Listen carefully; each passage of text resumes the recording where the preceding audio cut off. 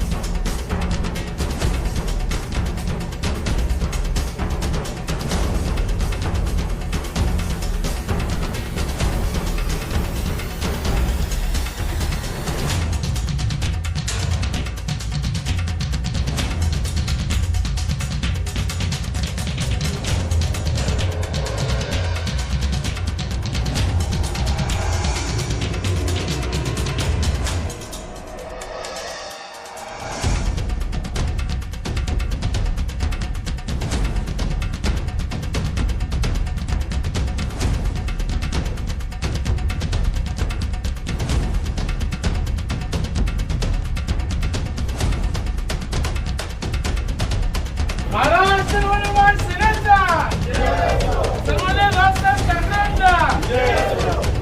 वयाच्या 15व्या वर्षापासून शिवसेनेमध्ये काम करत होतो आणि माझे सर्व कार्यकर्ते, पण आज उबाटा गटाचे भूमिका आणि त्यांचे विचार हे आज मला पटत नाही आणि त्यामुळे मी आज महाराष्ट्र नवनिर्माण सेनेमध्ये प्रवेश करून श्री राजसाहेब ठाकरे यांच्या विचारांचा आदर्श घेऊन मी महाराष्ट्र नवनिर्माण सेनेमध्ये प्रवेश करत आहे, सर्व माझ्या कार्यकर्त्यांच्या समवेत। मी ज्या पद्धतीने माझे वरिष्ठ जे अधिकारी आहेत, पदाधिकारी आहेत, ते जसे आदेश देतील त्या पद्धतीने मी काम करीन आणि सर्व सामान्य माणसांना, सामान्य जनतेला न्याय कसा मिळेल त्या पद्धतीचं मी सूत्र हाती घेऊन पुढे वाटचाल करेन।